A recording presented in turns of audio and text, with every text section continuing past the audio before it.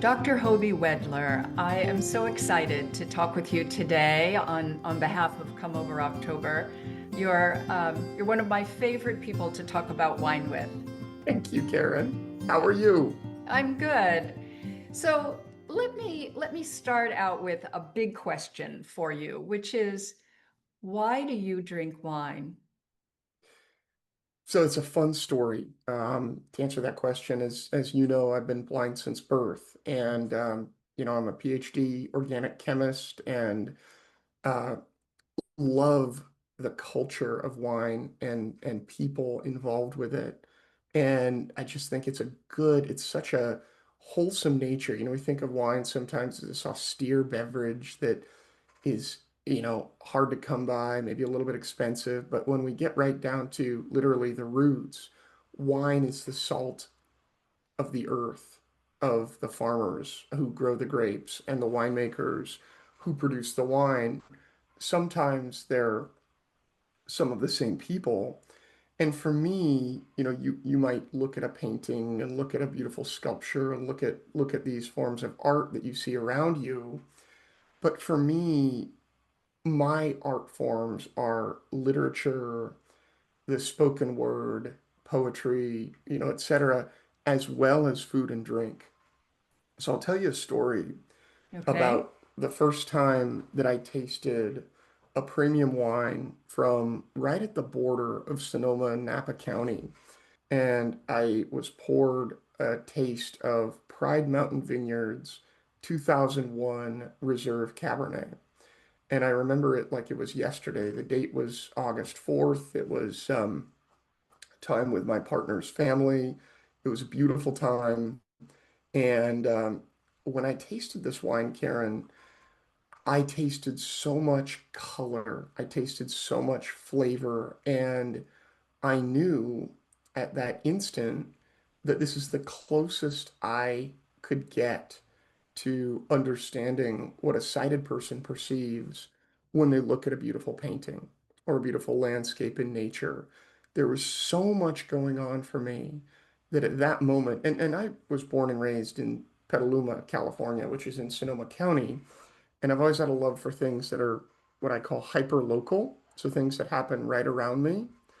And I've always loved the fact that grapes were being harvested and turned into this delicious nectar we call wine, and then bottled up and sold around the world as an ultra premium product. But for me, it was tasting that wine that hooked me into the industry.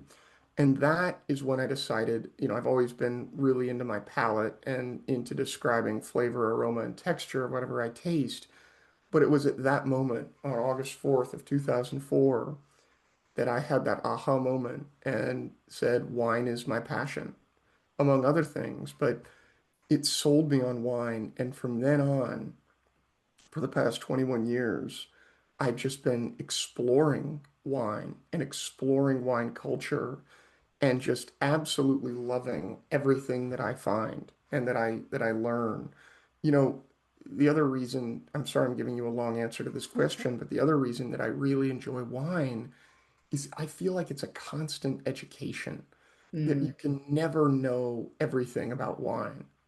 And for me, it's about learning and just learning about new regions, about micro regions and tasting their wines. It's a way in, and this is a little bit ethereal, so I'm sorry about that, but wine to me is a lens into the culture of the people who live near where the grapes were grown and the wine was made. It's a lens into their flavor, their style, and ultimately their culture and history. And the other thing that I love about opening a bottle of wine is it's like I consider it a time capsule in history. Um, Definitely. when you open a bottle of wine and you think about, okay, we're in 2025 now, but you think about, okay, this is a 2018 Cabernet. What was going on in my life in 2018? What was going on in the world? And, as a chemist, I get this sense of, wow, all the molecules in this bottle came from the 2018 harvest. That's kind of amazing and kind of special. I opened a Shiraz last night that was a 2018 from the Barossa Valley in Australia. And I was just thinking about what I was doing in 2018 and how my life has changed, what happened. So it's a wine gives me an opportunity to really ponder history and ponder life and ponder what is going on around me. And you know, Hoby, when you're drinking those molecules, you are actually drinking molecules from the year 2018 Right. from Australia, and you're taking them into your body right now.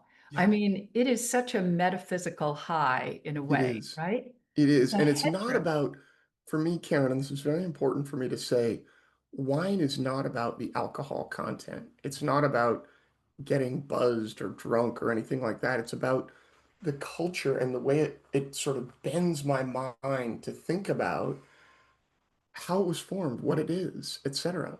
Hmm.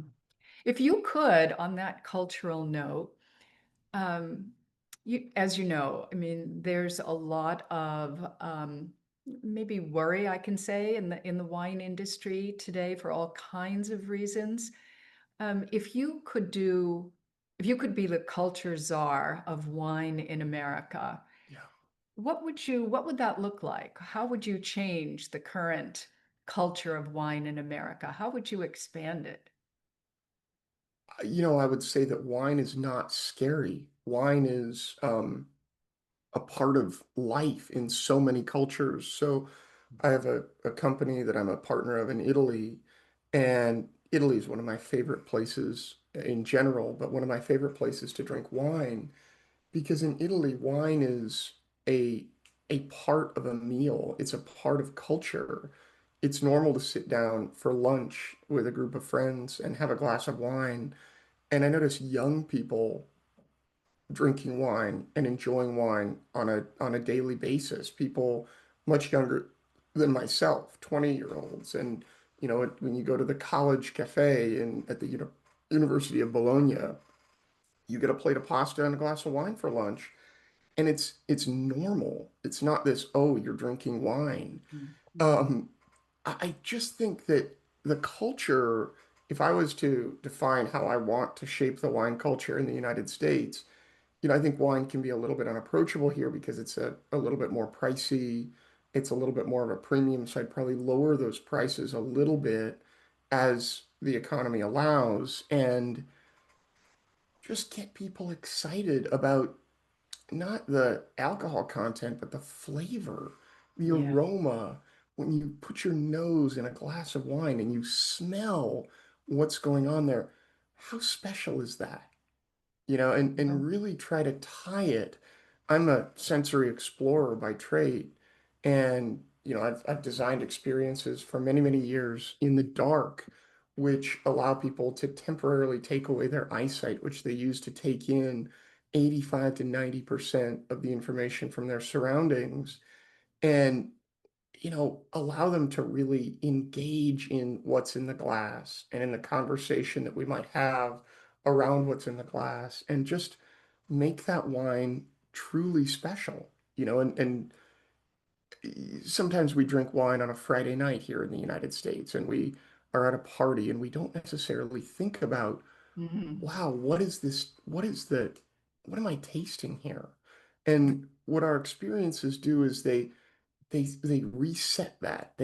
We sit at a table quietly and we talk and we taste and we enjoy. And to me, that's what wine culture needs to become, is a place where we're not afraid. There's this sort of mystery of wine in our culture now. And I want wine to be more a part of life. Yeah. And I feel like people have kind of lost their way in this country with um, the the quality of wine and what wine can deliver to us as people. And I want to bring that back. You know, there's a Harvard neurobotanist named Jill Bolt Taylor who says we think of ourselves as thinking creatures who feel, but we're really feeling creatures who think. That's it. And I too, I've heard the word mindful. Yeah, be used for beverages that, in fact, against wine. And I think to myself, that's backwards. it There is. is no beverage more mindful than wine. I mean, the fact that you can, with a group of people, sit and get everyone to, in fact, be careful. I mean, be quiet, feel the wine, Yeah, be immersed in your own senses. There's no other beverage that is more mindful, I I think. can't think of one.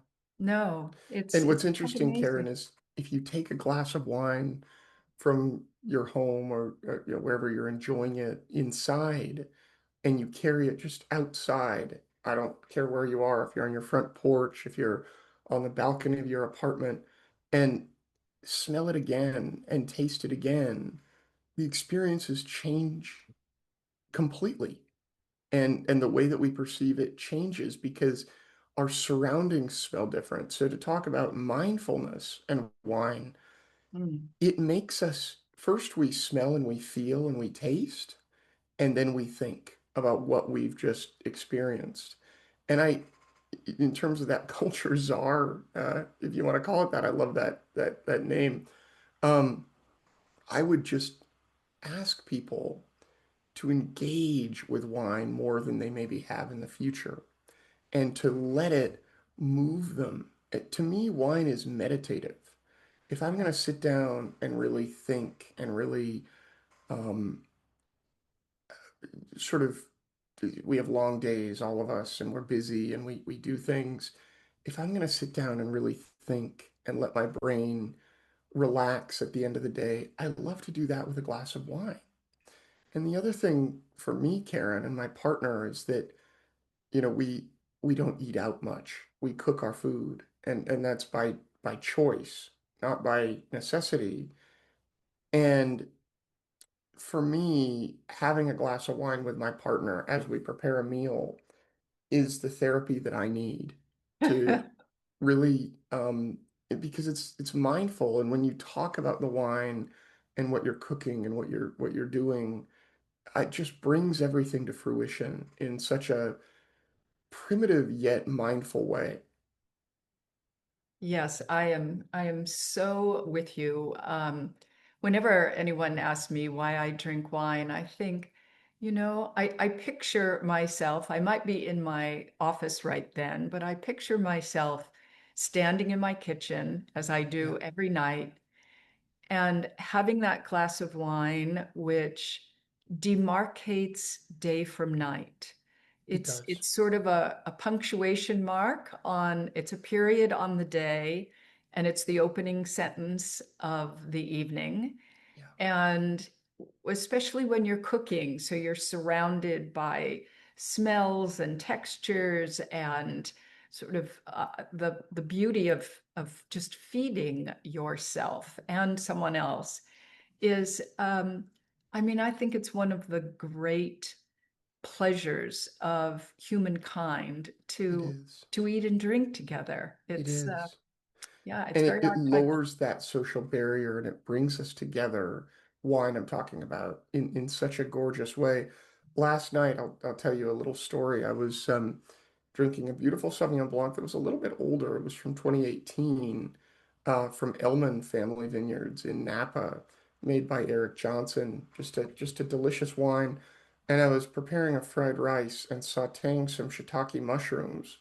And I was thinking about our chat today and the smell of the shiitakes and the toasted sesame oil and the pickled ginger that I had in that pan with the wine in the glass in my hand was like transformative. It really let me, I'm pretty stressed out right now because of work and a lot of things that are going on.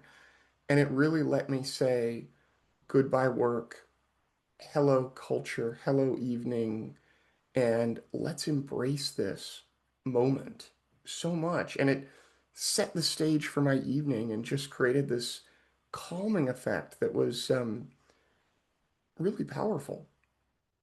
Well, Hoby, thank you so much for speaking with us. You have a beautiful way of reminding us that wine creates meaning in Yeah. our lives, and that meaning is all the more precious because it is so needed today. So thank you for joining us. Thank you for being a great supporter of Come Over October, and can't wait to see you, my friend. I'm honored to be a supporter, Karen. Thank you so much. And getting to speak with legends like yourself in the industry, where reading your writing about wine is just so inspiring, is a deep honor for me.